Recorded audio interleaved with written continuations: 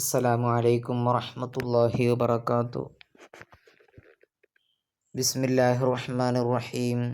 അൽഹംദുലില്ലാഹി റബ്ബിൽ ആലമീൻ.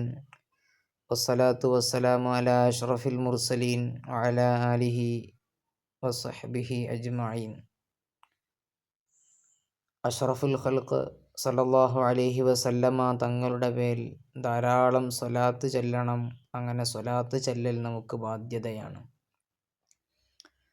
ആ സ്വലാത്തുകളുടെ കൂട്ടത്തിൽ ഇമ്മത്ത് പഠിപ്പിച്ച ഒരു സ്വലാത്താണ് സ്വലാത്തുൻ നാരിയ എന്ന് പറയുന്ന സ്വലാത്ത്. അഥവാ നമ്മൾ ചൊല്ലി വരാറുള്ള അല്ലാഹുമ്മ സ്വല്ലി സ്വലാത്തൻ കാമില വസല്ലിം സലാമൻ താമൻ അലാ സയ്യിദിന മുഹമ്മദ് എന്ന് തുടങ്ങി നമ്മൾ ചൊല്ലുന്ന ആ സ്വലാത്തിൻ്റെ പവിത്രതയെക്കുറിച്ച് ഇമാം ഖുർത്തുബി റളിയല്ലാഹു അൻഹു അവിടുന്ന് പറയുകയാണ്.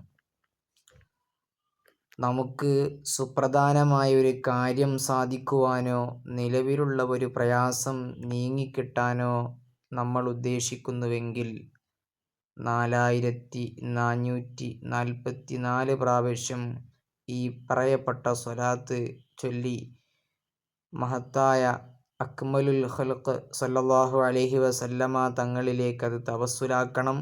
അങ്ങനെ തവസ്സുലാക്കി കഴിഞ്ഞാൽ തീർച്ചയായും അല്ലാഹു അവൻ്റെ ഉദ്ദേശം പൂർത്തിയാക്കി തരും എന്ന് ഖസീനത്തുൽ അസ്റാർ എന്ന ഗ്രന്ഥത്തിൽ പഠിപ്പിക്കുകയാണ്.